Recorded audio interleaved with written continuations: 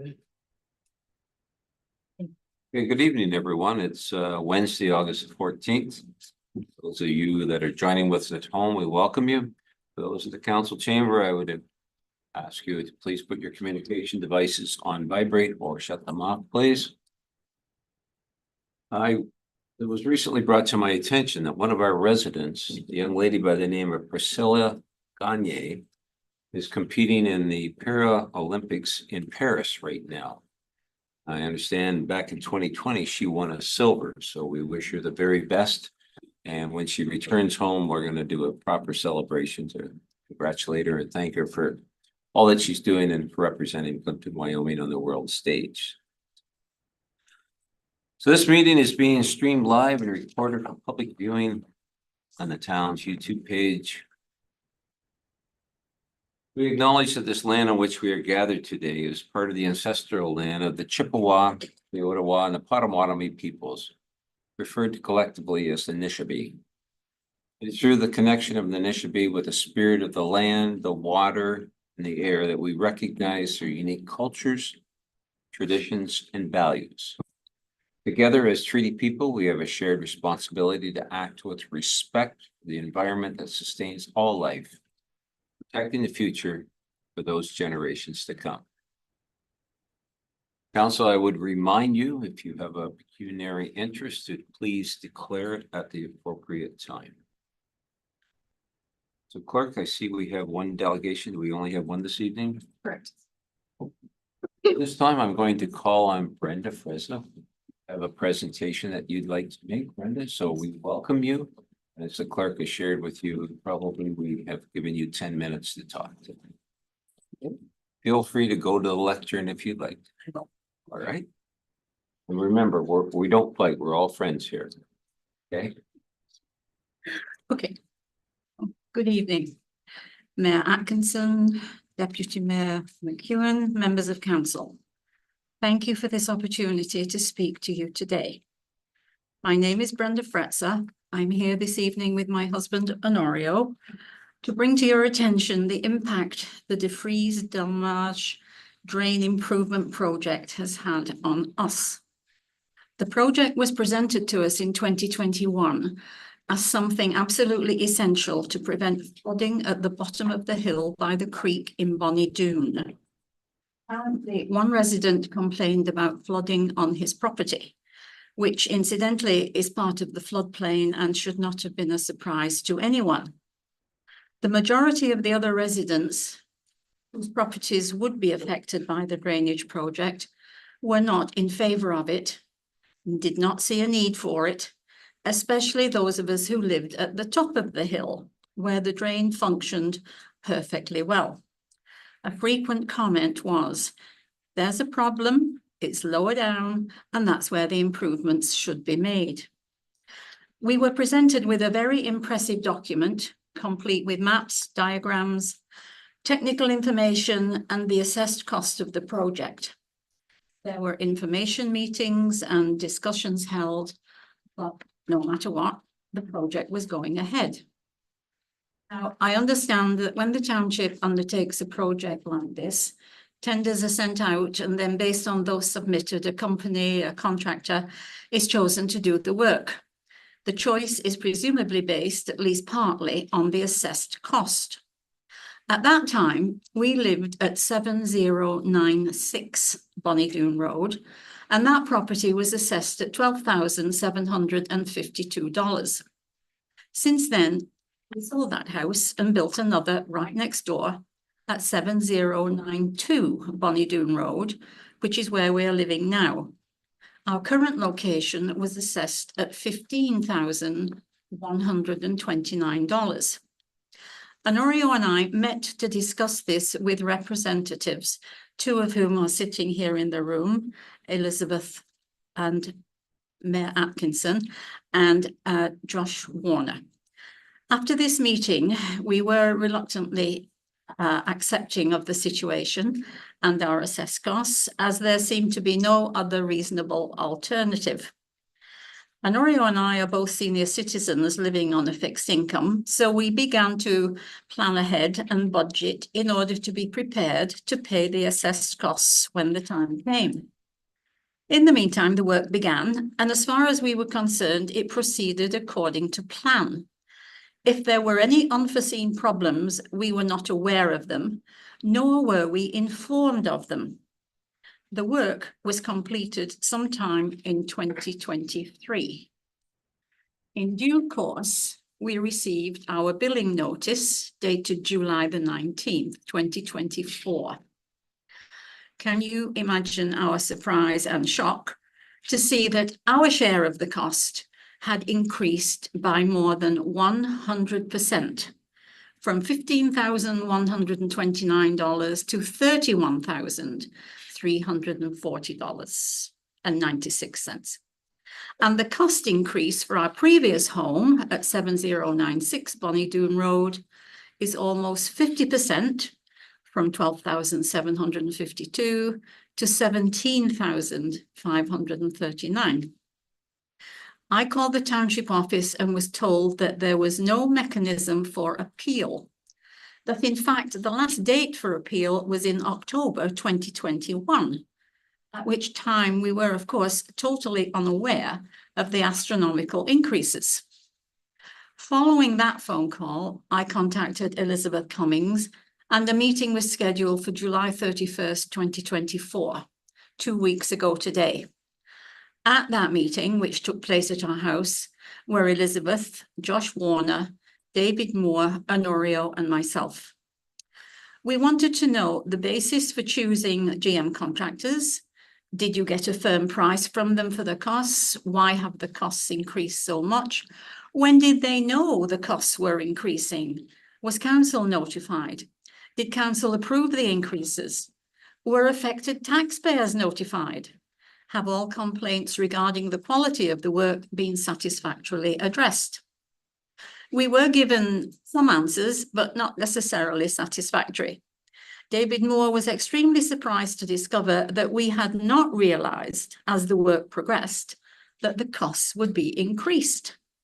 But we are not engineers. We relied on the professionalism and expertise of those responsible for surveying the area ahead of time that would be served by the drain to produce a reliable, accurate assessment of the cost to improve it. In summary, we believe that the original assessment was binding on both the township to provide the work and on us to pay the assessed amount. Briefly, we are asking you to honor the original assessed amount. Thank you. All right, thank you, Brenda. Okay, council, is there any questions, comments before I go to our drainage coordinator?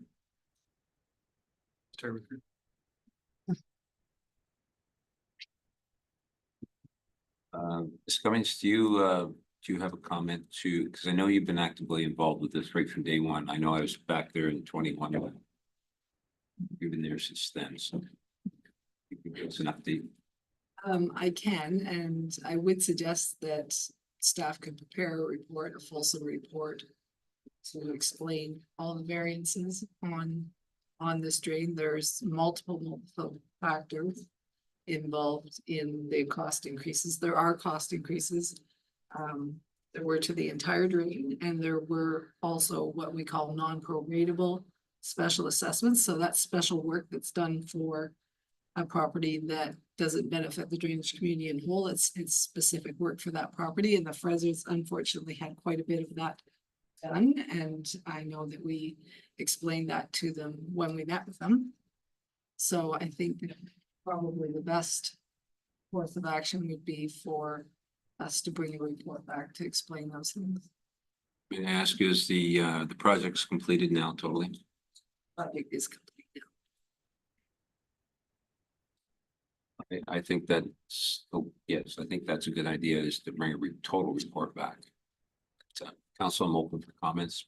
Councilor Basil? Yeah, I would like to see the numbers and stuff for a lot of comment, but it seems odd that one door down is so much cheaper than the next one, so I'd like to see the numbers.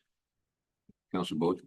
Yes, same with me, 'cause I was just able to quickly pull up the 2022 or whatever year it was, February 2022, it was 204,343 vendor price, so I'd like to know how much it increased in one.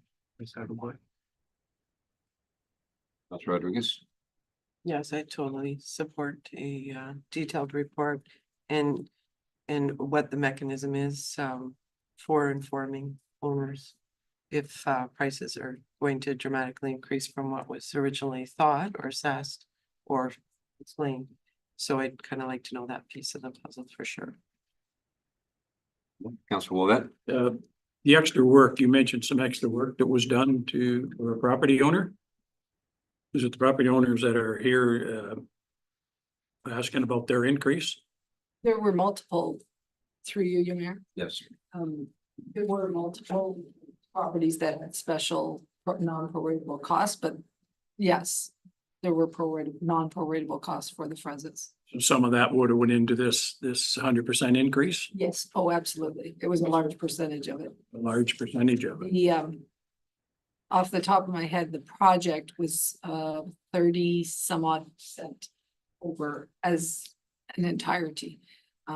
So So that would be in the report showing us those increased costs, how it got from 15,000 to 31,000. in detail that out, yes. Because as mentioned in your presentation, you know, when we approve a drain, we usually see the figures in front of us, when we approve that drain. Now, these increased figures, and look, I apologize, I don't remember all the details. We do so many drains. So I don't believe we would have got this new information during the construction or anything. I could be wrong about that, but I don't recall anything that would tell us that prices have doubled. So the report makes sense for us to understand what we're even talking about here tonight. So. Thank you. Council Van Clavin. Thank you, Mr. Mayor. I would agree. We just need some time to soak on it. Process all the information that's forthcoming. I have to believe there's extra engineering that was involved. If there's extra projects that come up, extra non-proratable little dynamics to a job, an engineer's gotta be involved in that. So I have to believe that's involved. So it'd be good to see all that too. And then so hopefully we can zero in on a good decision there. Thanks for your presentation though. Yeah. Thank That's you. all for me. Thanks. Yes, I'd like to see the numbers, like what people saw to begin with. And then what the outcome was. Plus, one other one came to my attention was, it's about an acre of land compared to a sliver of land. Was this a very exact same price, in the end? And it just didn't make any sense to me. So, you know, if we could go through all those figures, it would be nice. Now, when we get all these figures and everything, what is the next step? We can't reduce anything, I understand. Like, all we're gonna do is explain to these people why everything went up so high? The only thing the municipality could do, or through you, the chair, would be to pay for the overage themselves as council wish to do so. Who's gonna pay for the overages? The town. Ah, I see, I Allocate see, them to any other location. I see. Well, that, that probably isn't in our budget. No. But anyway, okay, I just wondered what the options were, but these landowners don't have any other options, do they? I mean, that time that they could appeal has gone by. Right? Right? So maybe we can have all that laid out for us as well. Right. Rodriguez. To go to the appeal point, if we can understand that as well. You explained that your appeal period ended in 2021 or something. I'm sorry, I can't Your hear. appeal period ended before you even knew that your costs had doubled. So that would be good to understand that. I can explain that, I think fairly quickly, if that's okay. So your appeal mechanism is for the estimated costs on the drain. That's what you can appeal under the Drainage Act. The actual costs as they come in are prorated based on that estimate. And if there is an increase in cost, as far as I'm aware, there's no appeal mechanism to appeal those extra costs. The costs are approved by the engineer and then the town, if they're legitimate costs and they form part of the project costs, and there's no appeal mechanism for increases. That's concerning. Especially when you see a case scenario like this, right? I would suggest that it'd be a fabulous idea to allow Ms. Cummings to present all the information before we dig down into what that constitutes. Councilor Wojcik? Just out of curiosity, when they submit a tender, are they contractually obligated to a certain percentage of overages? Not if it's a legitimate expense that the engineer approves. That's all I had for now. Okay, so we're going to dig into this. And certainly we'll have you back when we do that as well. Okay? Yes. All right, thank you very much for your presentation. Okay, council, let's go to item number 5 on the agenda, business arising from previous meetings. I see nothing on the agenda. Clerk, nothing's been added. Okay, let's go to item 6.1, moved by Deputy Mayor McEwen, seconded by Councilor Van Claveren. The minutes be adopted by council and those confidential minutes of the closed session of council remain confidential and restricted from public disclosure in accordance with the exemptions provided in the Municipal Freedom of Information and Protection of Privacy Act. It would be the Planning Council meeting minutes of July 29th, 2024. The closed Planning Council meeting minutes of the same date, July 29th, 2024.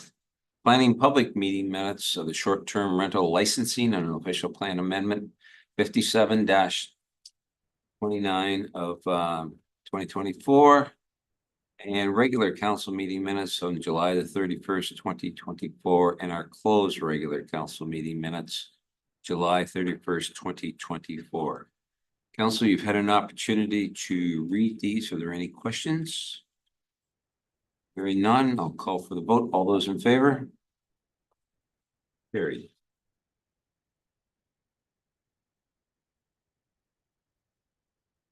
Okay, let's go to item 6.2, a motion by Councilor Van Claveren, seconded by Deputy Mayor McEwen. That the minutes be adopted by council and those confidential minutes of the closed sessions remain confidential and restricted from public disclosure in accordance with the exemptions provided in the Municipal Freedom of Information Protection of Privacy Act. Your Environmental Services Committee meeting minutes of June the 6th, 2024. And the Court of Revision minutes from the Bracksmith Drain Extension and branch number 4, 31st of July. Councilor Bojan here from the Environmental Committee and Councilor McLeod for our drainage. Any questions? All those in favor? Carried.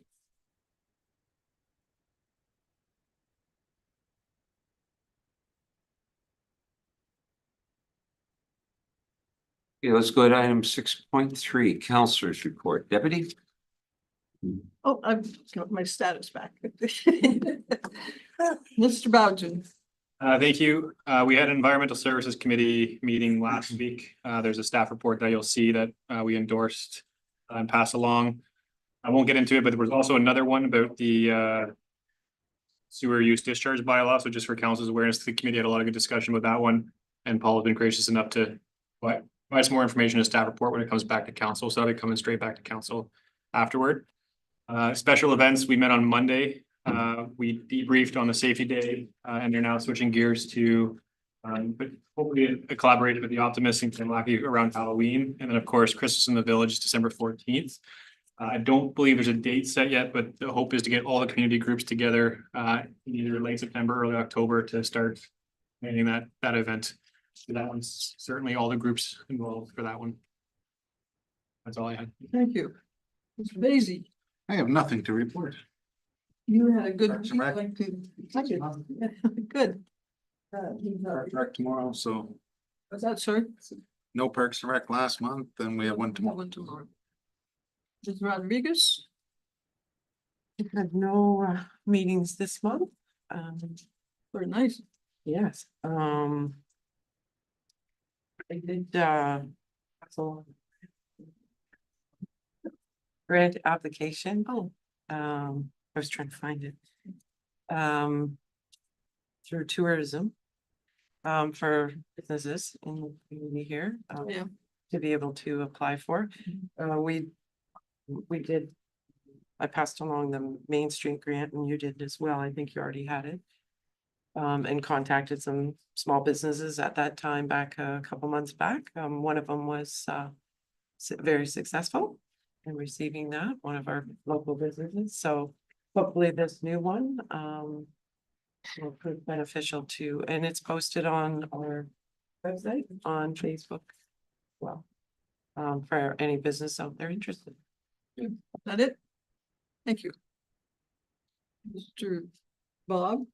Thank you, Madam Vice Chairman. We had a very important fire board meeting on Monday night, one of the important committees that this council endorses. We had a update on when the new ladder truck would be coming into Wyoming, and it's being having lights put on it now. That's being paid for by the association, the upgraded light system, and they've had to do a few repairs on the thing. And it's being, the decals now are being put on it, so we're looking sometime the third week in August to the first week in.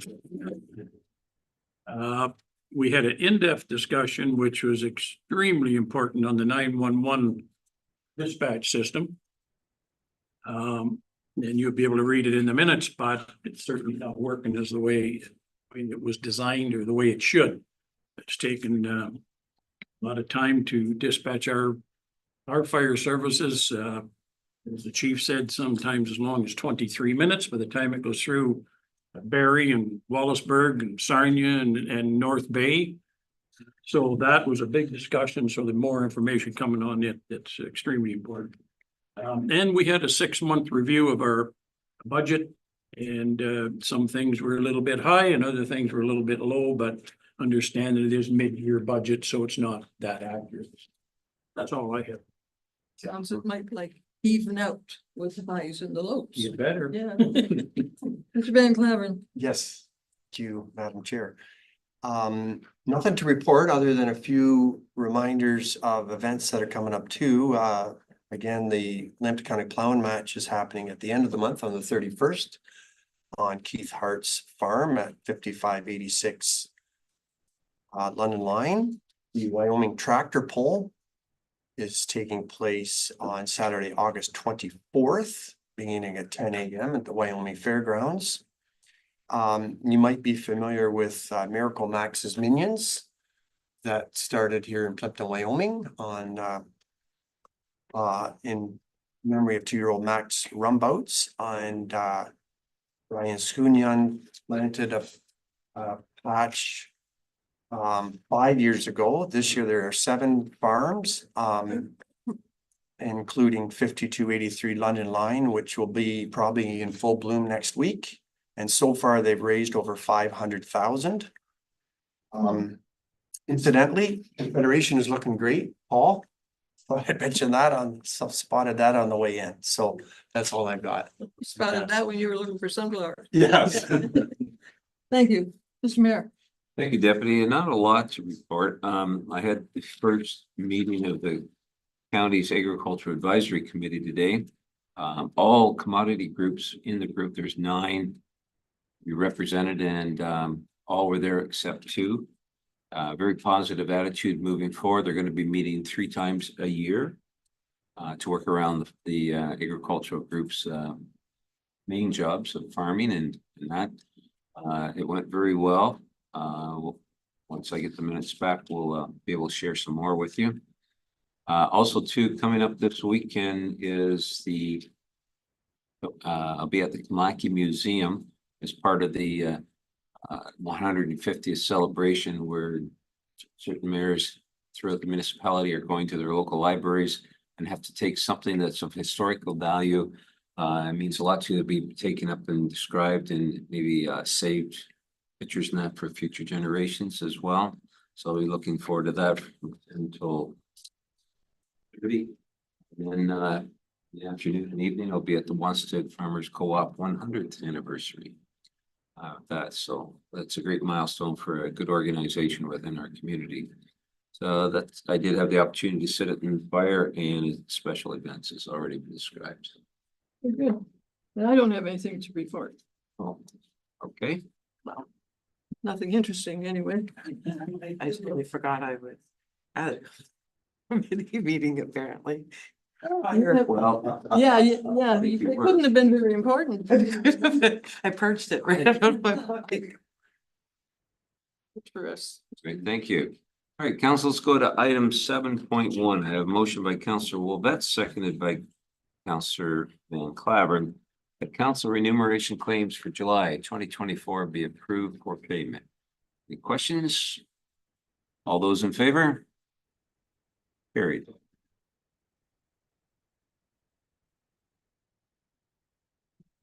Okay, let's roll into the staff reports. Item 8.1, Maple Street Drain Tender results. Moved by Councillor Van Claveren, seconded by Councillor Wolbett. That the report prepared by Elizabeth Cummings, Drainage and Engineering Coordinator, dated August 2nd, 2024, regarding the Maple Street Drain tender be received, and that the tender from Raid Construction for $37,858.39, including HST, be accepted, and that bylaw 102 of 2024 be approved and taken as having been read 3 times, and the mayor and clerk be authorized to sign the said bylaw accordingly. Cummings is with us. Are there any questions on this report, council? Councillor Vasey, then Councillor Bojan after. I've got a bit of a concern that we've got a guy bidding 37,000. And then we've got the top bid at almost 200,000.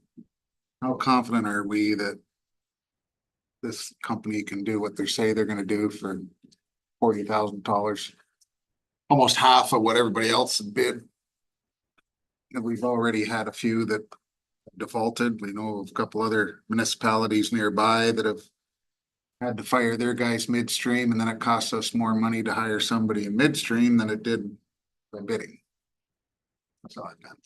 Ms. Cummings? Yes, through your worship. I just never heard of them either, so. Raid Construction has been around for quite some time. They are a small company. They generally do small work. They don't very often bid, well, I don't think they've ever bid construction, like a drain construction, but this is a small job. They're aware of it. They are capable of doing the work based on my past experience with them. They are quite a bit less. You're correct. They were on like almost 40,000, and the next bid is 60. They are not that much less than the engineer's report, though. The engineer's estimate. So I'm not concerned about the quality or ability to do the job for this contractor. Yeah, thank you. Councillor Bojan? I gave Councillor Daisy that question, so he. Thank you for helping him out. Anything else, council? Call for the vote. All those in favor? Carried.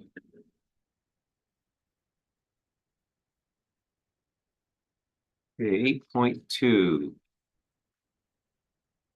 A motion by Councillor Van Claveren, seconded by Councillor Wolf. Report by Jessica Wilson.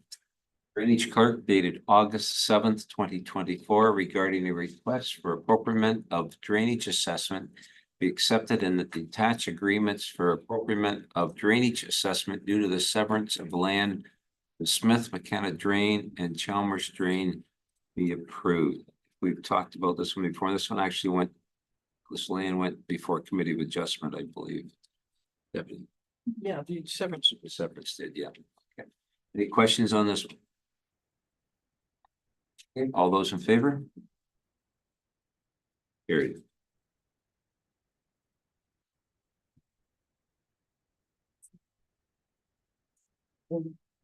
Yes, I'll be declaring on the next one. on E3. Okay. Thank you.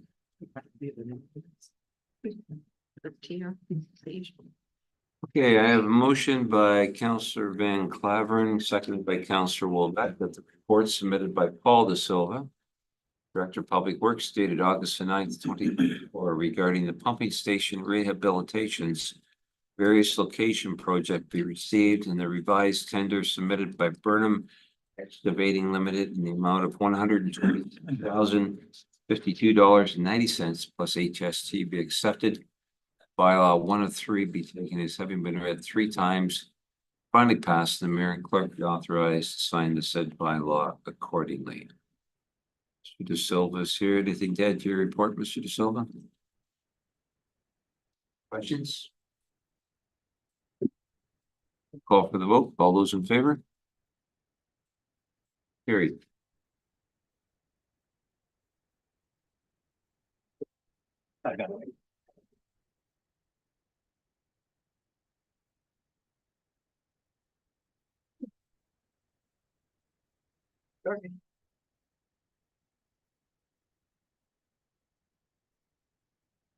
Council will go to item 9.1. The motion by Deputy Mayor McEwen, seconded by Councilor Van Claveren.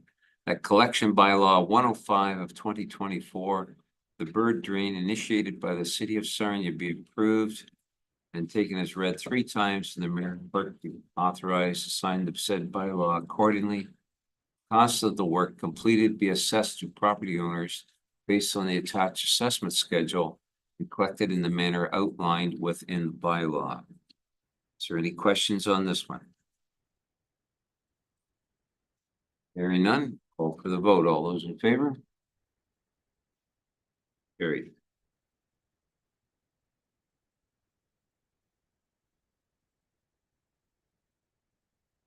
Okay, 9.2, I have a motion by Councilor Van Claveren, second by Councilor Bojan.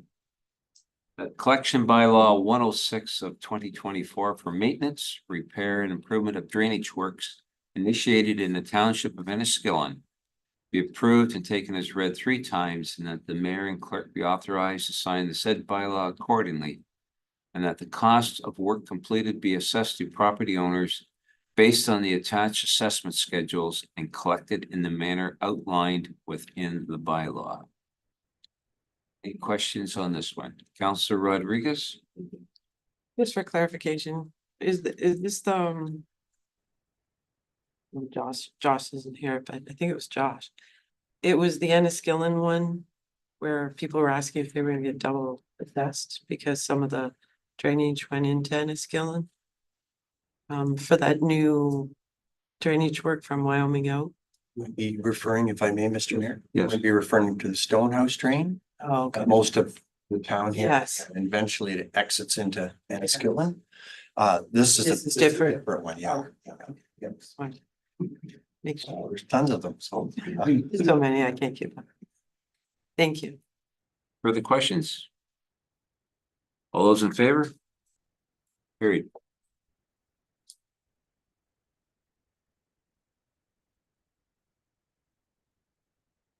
Okay, item number 10.1, correspondence action required. We have a letter that we've received from Mr. McGill regarding the Huron Street grading and drainage, as well as some pictures that Mr. McGill sent along for our viewing on that or that letter to support them. Before I go to council for any questions, Mr. McGill, is there anything that you'd like to add briefly to us on that? Welcome, by the way. Well, I got the pictures. I don't know if you want me to go through them or if you all saw them. And you see the slope that has to go towards my lot to create that. So that water is going to be 4 feet higher than my lot, the ground before it. Now, in your bylaw 3.6 Drainage Act, it says that there should be no downspouts, sub pump drainage or discharge on sidewalks, stairs, neighboring properties, or onto sanitary sewers. And then exterior property areas should be graded and maintained as a manner to prevent this from happening. The other thing is that I've had a couple of meetings, Paul there, he said last week we would get together with Josh when we got back. That didn't happen. I had Josh come out and talk to me about the drainage. He says, on the drainage, he says, I said, I'd like to see the drawings on that. Josh tells me no, because not no, he says he doesn't have them. He says the contractor has them. I said, who okayed this? Josh said he did. Now, on these pictures, the elevation is so high, by the time it gets to be from the garage, it's gonna be 4 feet, it's got an 8-foot span to where my property lines start. From the house, it is 11 feet from that 4-foot height to my property line.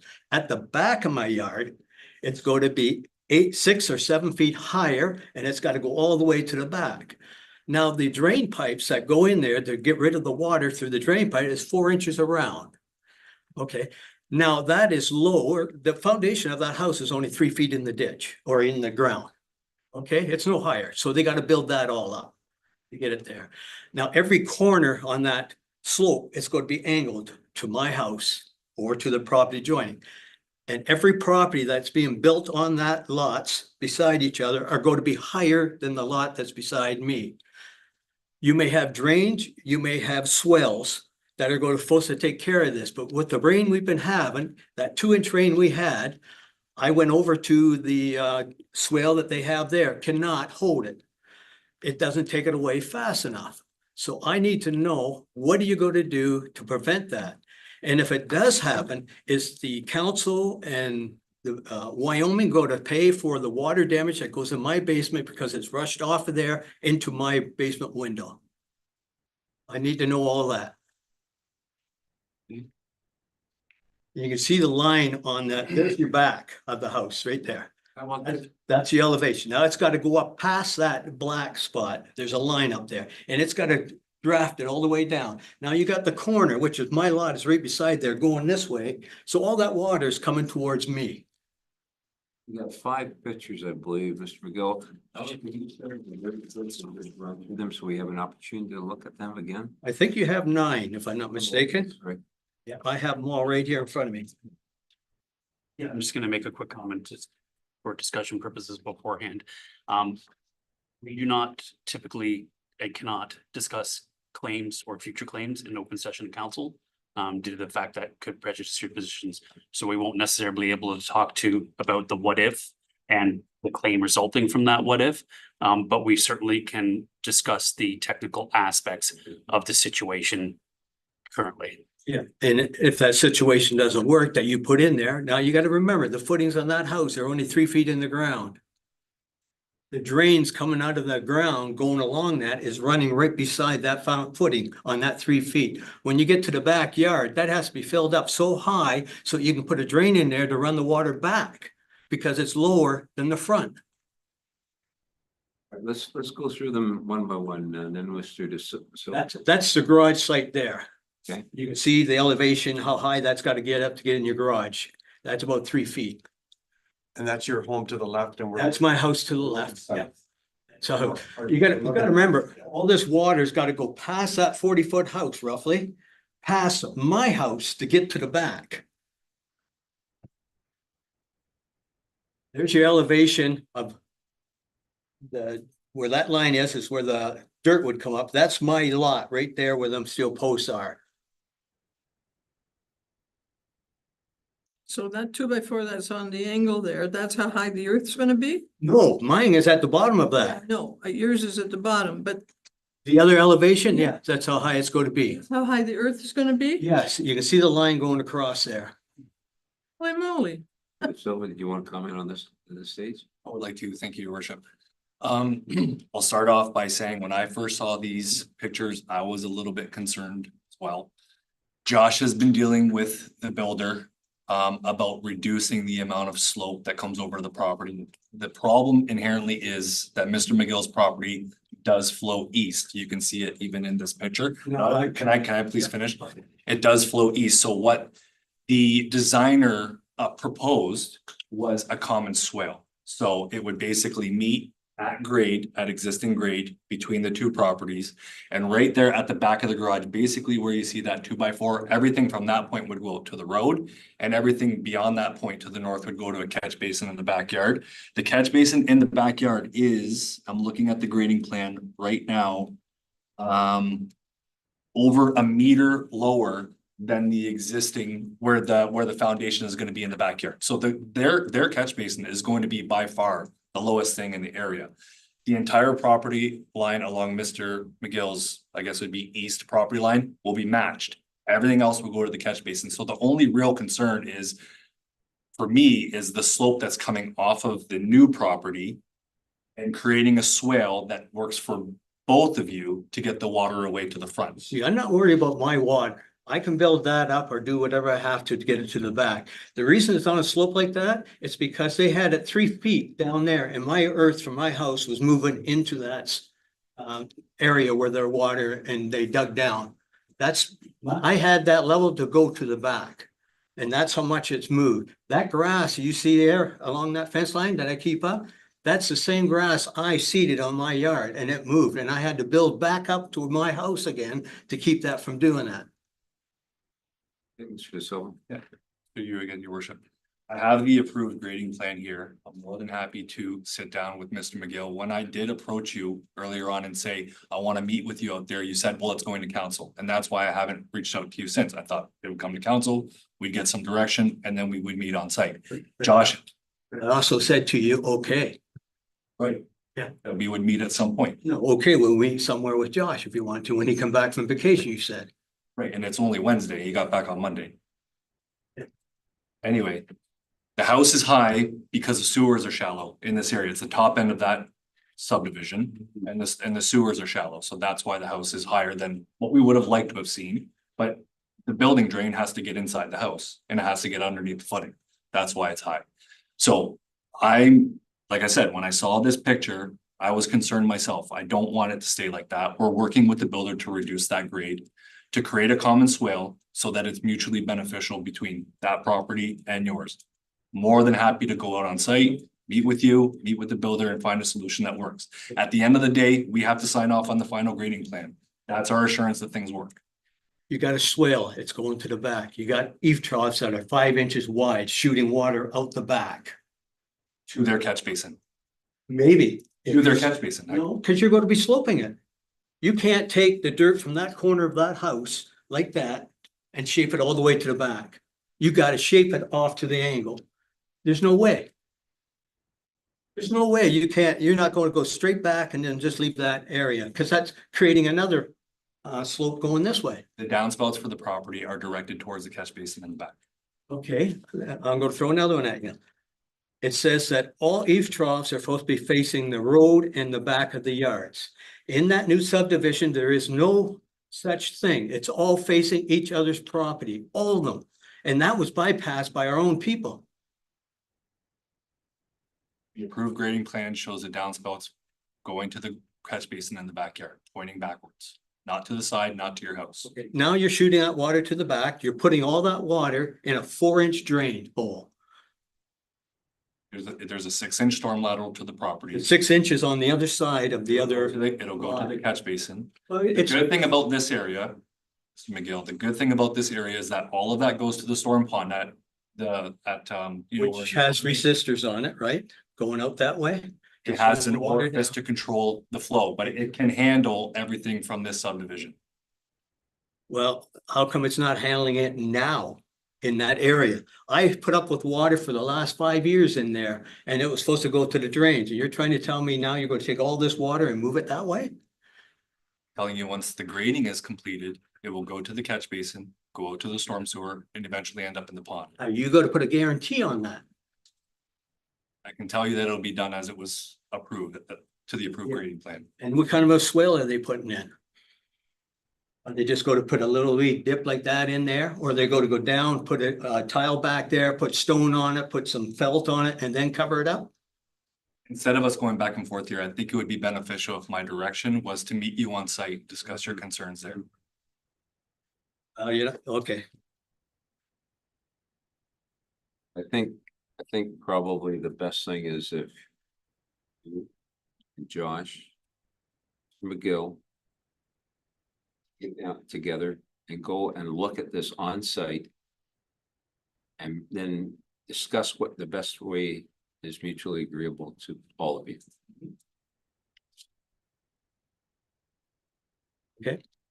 All I asked for was plans and stuff to see how it was happening, and I couldn't get those. Maybe we'll get it in. Okay.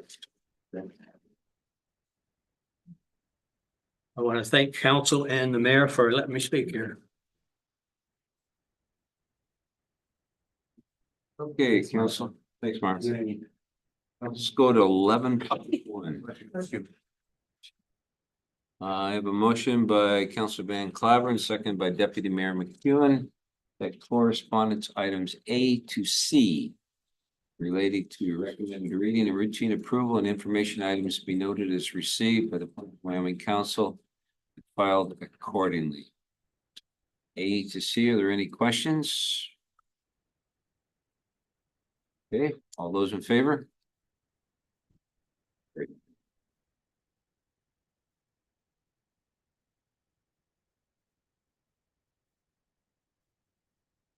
Okay, new business. Counselor Wolvett, No, sir. Counselor Van Claveren. No, sir.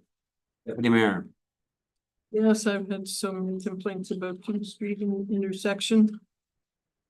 It's going to be, I think the Lakeshore Road is done for now, right? And so it's a lot of traffic is not going to be going through King Street stop signs. And but I just want you to be aware that there are so many complaints about it. So that job is totally done because I had some report that they're still working out there and it's backing traffic up. Mr. De Silva? Yeah, so the project is still ongoing, but Lakeshore is completely open to through traffic now. So they'll be managing the rest of the project with the traffic. And then when they go to pave, they'll just be using pace vehicles to get vehicles around. Using pace vehicles now. They are, yeah, it's alternating lanes right now. It's not wide open. It's quite the traffic backups. I sit in them. Lakeshore is open. Mistake when I thought I it know, was- right? I'm not doing that again. Technically, it's open. You should. Technically, it's open. Anything else? All That's all. right, Mr. Savansky? I'd like to encourage the residents, if they notice people blowing through stop signs, to put requests into the OPP's reporting portal. With speeding and traffic violations, we've had good success with the OPP having presence in areas of concern, provided that the community as a whole puts in requests. So that portal is very user friendly. And it seems to get action when a lot of local residents put in the same request. Oh, I don't even think they need to put in request it, because I was walking there and there were numerous people being stopped with the cops. You know, they're doing their job. There's no doubt about it. And even when the Grand Fondo was on, they actually ticketed one of the cyclists. Well, it's a stop sign. Gee, they hate to follow their rules, don't they? Anyway. There you go. There. Okay, Sorry, Alex. that's it? Deputy? Yes. Okay, Counselor Rodriguez? Yes, Highland Glen has been a very well used park this summer with all the nice weather and the record-breaking warmth of that lake. But it's created a lot of garbage, a lot of overflowing garbage cans, a lot of excrement, a lot of the humankind like other areas. And a lot of burning fires that are left like embers, which has created quite the hazard. I know my family's been down there quite a bit over the last 3 weeks, and I know a lot of people. It's just been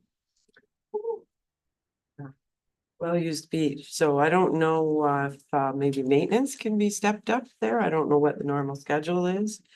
And I don't know what the rules are on fires. So.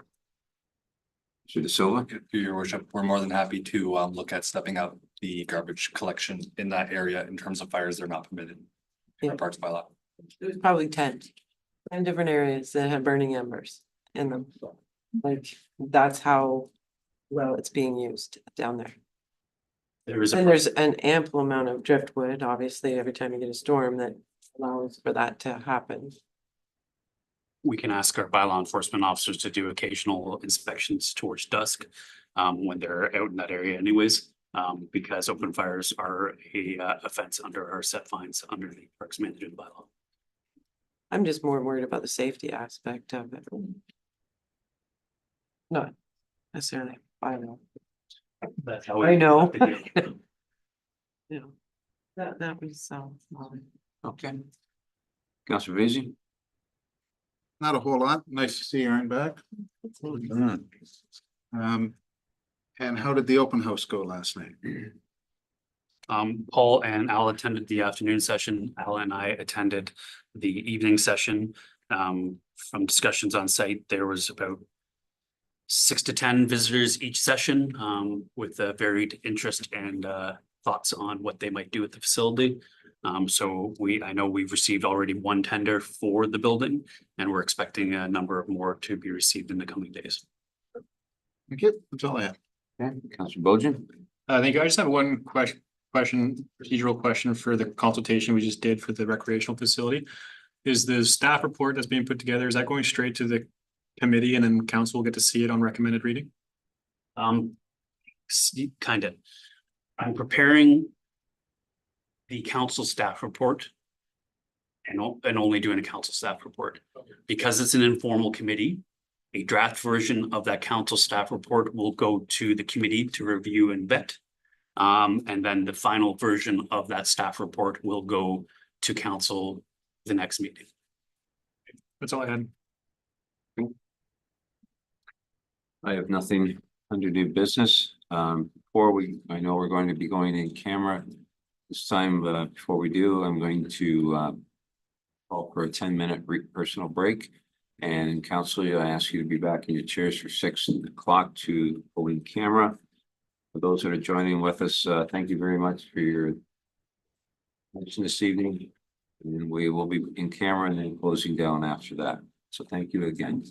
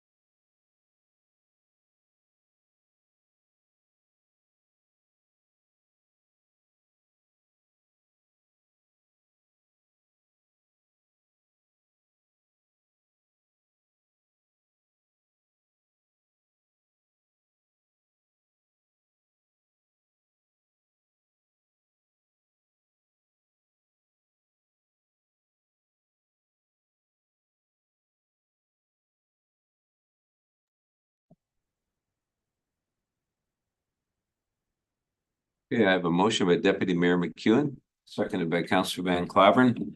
The council move into an in-camera meeting of council pursuant to section 239 of the Municipal Act 2001 is amended with the following reading.